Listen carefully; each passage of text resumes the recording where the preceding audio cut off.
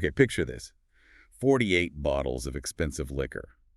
Not for a party, but being poured carefully, deliberately over a friend's grave. Wow. Yeah. It sounds like, I don't know, a scene from a movie, right? But it actually happened. It did. And it's kind of the perfect, if maybe a little wild, starting point for our deep dive today. Right, because it tells you so much about the intensity, the loyalty, Yeah. the almost mythic quality surrounding this figure, Wang Yu. Exactly. He was the original king of Kung Fu cinema, the founding father, you could say, of the modern Wuxia genre. And that incredible gesture, that was his farewell to his soulmate, the novelist Gulong. It just sums up the kind of larger-than-life world we're stepping into. Mm-hmm. And our mission today, really, is to look at the sources and figure out Wang Yu's real impact. We all know about Bruce Lee, Jackie Chan. Sure, they came later. But Wang Yu, he was there first. He didn't just star in films. He basically drew the blueprint for the whole genre, the hero type, the box office potential, even the sort of emotional core of these stories. We're really peeling back the layers, aren't we? Going back to the origin of the modern action hero. Yeah, because Wang Yu wasn't just a star. He was recruited by the legendary Shaw Brothers studio. The powerhouse. Right. And he became the highest paid action star of his time, way before the genre really exploded internationally. He set the standard. And interestingly, he seemed to live by that same intense code off screen, too. So let's dig into that. Yeah. How did this kid from Shanghai become the original one-armed swordsman? Okay, so to really get Wang Yu, you kind of have to rewind your thinking a bit. Oh. A lot of people, when they think Hong Kong action cinema taking off, they jump straight to the early 70s. Bruce Lee. Bruce Lee, exactly. That shift to, raw kung fu. But Hong Kong cinema was already huge, and it had a massive star pulling audiences in. And that was Wang Yu. That was Wang Yu, born in Shanghai, 1944. Then the Shaw Brothers scoop him up when he's barely, 20? And joining Shaw Brothers back then, Yeah. that wasn't like just getting cast today, was it? It was more like entering this massive, vertically integrated machine. Oh, completely. Shaw Brothers controlled everything. Talent scouting, training, production, distribution, the cinemas themselves, the publicity. So getting picked by them was like being put on a rocket ship to fame. Pretty much. They had the resources, the reach. They could position someone like Wang Yu right at the heart of this emerging action genre they were building. Stardom was almost guaranteed if you had the goods. And he clearly had the goods. His breakout wasn't just successful, it was seismic. Yeah, we're talking 1967. The film is One-Armed Swordsman, directed by Cheng Shi, another legend. Right. This movie wasn't just a hit, it was a phenomenon. First Hong Kong film ever to break the $1 million Hong Kong dollar mark at the box office, which was huge back then. Huge. And it wasn't just the money, was it? It changed things. Fundamentally, it redefined screen swordplay, sure, but more than that, it redefined what a screen hero could be. So what was so different about it? Looking at the sources, earlier Wuxia films, they had swordplay, chivalry, sometimes fantasy elements. Often quite stylized, yeah. Maybe Yeah. lighter in tone sometimes. But One-Armed Swordsman, it felt darker. More brutal, maybe. Like you felt the impact, the cost of the violence. Definitely. And the choreography itself had to be revolutionary because of the premise. Think about it. Traditional Wuxia heroes are often these incredibly agile fighters, perfect technique, two hands. Right. Wang Yu's character, Fang Gang, he loses his right arm early on, horrific injury. That limitation, that forced adaptation becomes the whole point. So the fighting had to reflect that. Exactly. He couldn't just do the standard moves. The choreography had to show him struggling, compensating, using modified weapons, fighting with this kind of desperate intensity. It made the action feel earned, won through sheer grit and suffering, not just skill. And that vulnerability, that suffering, somehow made him a massive star, the biggest, highest-paid action star of the era. It did, and that success was critical. It was the proof of concept the studios needed. It proved that a film built purely around martial arts, with that level of intense drama, could carry a major budget and dominate the box office. It basically secured Shaw Brothers' position at the top for years. And his follow-up films, like Golden Swallow, more One-Armed Swordsman sequels, they just cemented it. Absolutely cemented it. Now let's talk about the persona he created, because this is the stuff you can still see echoes of today, What was unique about him? Well, his appeal wasn't really about flashy acrobatics or the kind of physical comedy that, say, Jackie Chan would later master. Wang Yu was heavier. Heavier, how so? He had this stoic charisma, almost severe. He wasn't smiling much, wasn't trying to charm you in that way. It was all about projecting this inner turmoil, this weight. Like steel, you said earlier.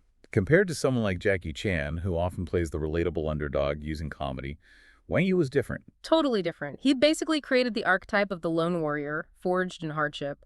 His characters are often betrayed, isolated, physically or emotionally wounded. But unbreakable. Exactly. Unbreakable. Driven by this really rigid code of honor, sometimes fueled by revenge. That stoicism, that seriousness.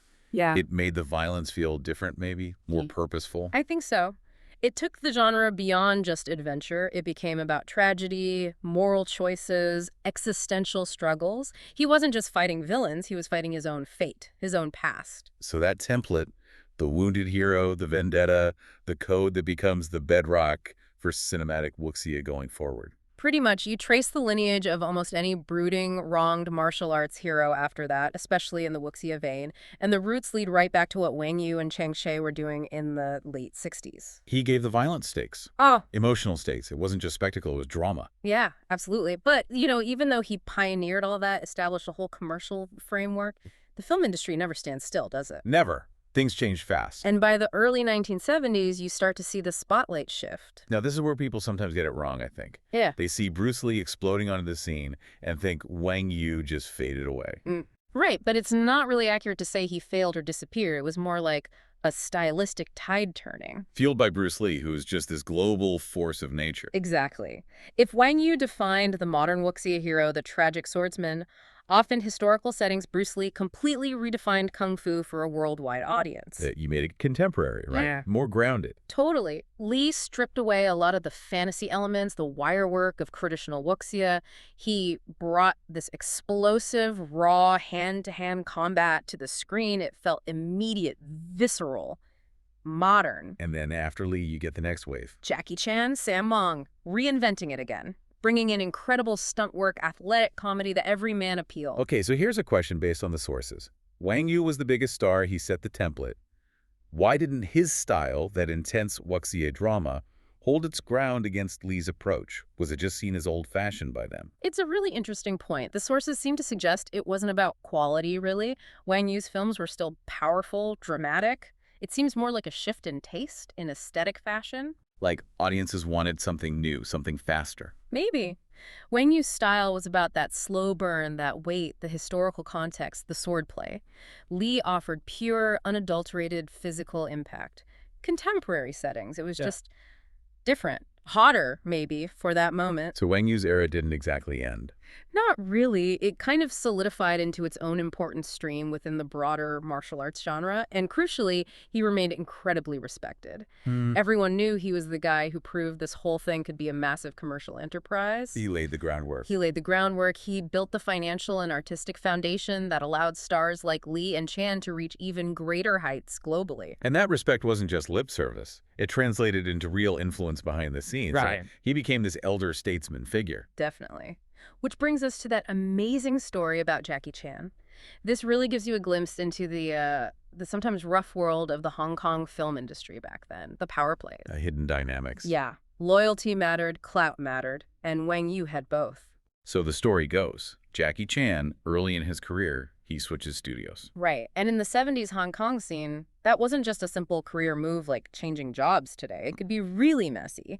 Contract disputes, powerful people feeling slighted, sometimes even, threats or pressure from rivals. Serious stuff. And Jackie was caught in the middle of something like that. Dealing with pressure, maybe injuries too. Exactly. The sources say it was a really tense situation for him. High stakes for his career. And this is where Wang Yu steps in. Apparently so. Joan Lin, who was Jackie's partner then, later his wife, she reportedly went to Wang Yu privately, basically asked him to use his influence, his seniority to smooth things over, to protect Jackie. Wow. Asking for protection. Yeah. And Wang Yu's supposed response? It's just pure Wang Yu, totally fits the persona. He apparently just said, "This kid is my friend, no matter the age difference." Simple as that, but powerful. Incredibly powerful. Coming from him, that wasn't just talk. It was a signal to everyone involved, a public declaration of support from someone nobody wanted to cross. Like putting a shield around Jackie. Pretty much. And the sources indicate that after Wang Yu stepped in, the pressure on Jackie eased up considerably. His path forward got clearer. That's crucial for understanding Wang Yu, isn't it? Hmm? He wasn't just an actor. He was a force within the industry. A kingmaker, almost. Someone whose personal loyalty and reputation carried real weight. He could intervene, protect someone he considered a friend, just based on his word. It really does suggest that the code of honor he portrayed on screen, he actually tried to live it, which makes his whole story feel more authentic. Absolutely. And that idea of intense loyalty, of living the code, it leads us straight to the relationship that started this whole conversation, that incredible bond between Wang Yu and the novelist, Gulong. Right. You can't really talk about one without the other, can you? They were almost symbiotic. Their lives and art seemed to just feed into each other. We should probably give Go Long a bit more context. He wasn't just any writer. No, he was huge. While Wang Yu was shaping Wuxia on screen, Gulong was revolutionizing it in print. He took the traditional Wuxia novel, often about clear-cut heroes and villains, righteous quests. And he made it darker, more complex. Exactly. He introduced moral ambiguity. His heroes were often anti-heroes, complex characters, heavy drinkers, maybe cynical philosophers, loners navigating this really gray world. Very different from the older style. And Wang Yu's screen persona fit perfectly with that kind of character. It was a natural fit, that shared vision, the hard-drinking but honorable outcast. The moral complexity seemed to be the foundation of their friendship. And their friendship itself became legendary, almost infamous. Oh, yeah. Industry insiders talked about it. It wasn't just hanging out. It mirrored the excess and intensity of the worlds they created. The sources mention things like marathon nights of conversation and liquor, like nonstop. Yeah, just this sustained, intense connection, almost like they were performing the anti-hero lifestyle together. Sounds like chaos, but fueled by this deep intellectual and, well, alcoholic bond. And this is where it gets almost unbelievable. The mythic sheen, as the sources call it. Right. The stories that circulated. Apparently, these sessions were so intense, involved so much alcohol, that they'd sometimes both end up in the hospital the next day needing IV drips. That's insane. It sounds like a plot point from a Go Long novel. But it was apparently real life for them. They were literally living the myth, pushing the boundaries. It kind of validates the characters they created, doesn't it? Shows that this brooding, excessive, philosophical warrior wasn't just fiction. It was something they were embodying. It definitely blurred the lines. It showed an authenticity, maybe a dangerous authenticity, to the whole mythos they were building. They weren't just colleagues. They were clearly soulmates on this very specific, intense wavelength. Which makes that final act, the farewell we started with, even more meaningful. Exactly. It brings it all full circle. After all that shared intensity, that shared defiance, the way Wang Yu said goodbye really cemented their bond into legend. Go Long passed away relatively young, 1985. He did. And Wang Yu organized this farewell at the gravesite. Just a close circle of friends. And then the 48 bottles. The 48 bottles of brandy, apparently, poured out one by one over the grave. Why 48, do we know? The exact reason seems a bit lost to time, or maybe embellished in the retelling. Some say it was symbolic, maybe a literary reference. Others think it might have just been, well, an extravagant number they managed to get. But the number isn't really the point, is it? Not really. The point was the gesture itself. It wasn't quiet or subtle. It was big, public, maybe even a bit shocking. It was like one last massive drink shared with his friend, a final toast to someone who truly understood him, excesses and all. In the context of their friendship, maybe it was the only way that made sense. You could argue that. For two guys who lived with such dramatic flair, who pushed every limit, a quiet goodbye might have felt wrong. This was defiant. Memorable. A visible vow of loyalty. Absolutely. And even if details vary slightly in different accounts, the core story holds. This incredibly extravagant public tribute. It became part of their shared legacy, as much as any film or novel. The ultimate performance of that code of honor, maybe. So Wang Yu hits this massive peak early on, defines the genre. But he didn't just vanish after the 70s spotlight shifted, did he? No, not at all. He continued working, but perhaps more selectively. He didn't need to chase stardom anymore. His place was secure. And when he did appear later in his career, it often felt significant, like he carried the weight of that history with him. Very much so. That selectivity is key. He wasn't just taking any role. A really notable later appearance was in the 2011 film Wu Xia. Also known as Dragon in some places, directed by Peter Chan, starring Donnie Yen. Big modern stars. Right, and Wang Yu plays this major role, often the antagonist, the dark master figure. A role that really plays on that severe charisma he established decades earlier. Perfectly. And his presence in that film alongside contemporary stars like Donnie Yen, It felt like more than just casting. It felt symbolic. Like connecting the past and present of the genre. Exactly. It anchored the film in this deep history. Seeing him there, often in these imposing dark robes, it was like a living monument to the foundations of Wuxia cinema. You couldn't watch him without thinking about where it all began. It felt like a passing of the torch moment, maybe. Respectful. Definitely respectful. It reminded audiences, amidst all the modern action, that the core idea, the complex, skilled, brooding martial artist, really started with him. He brought this instant gravitas that, frankly, no younger actor could have. So let's try and summarize his legacy, his enduring importance. We've said he executed the proof of concept for modern martial arts cinema. Yeah, that's a good way to put it. He proved, beyond doubt, that these films could be massive box office drivers for major studios. Before him, maybe it was seen as more niche or needed other elements. He showed pure Wuxia drama could carry the day. And he proved that audiences would respond to that specific kind of hero. The brooding intensity, the kinetic swordplay. Yeah. It wasn't just fluff. Right. It had depth, it had drama, and it connected with people on a huge scale, far beyond just martial arts fans. Plus, he set the template aesthetically and character-wise. That lone wolf figure, wounded but driven by honor. That became the blueprint.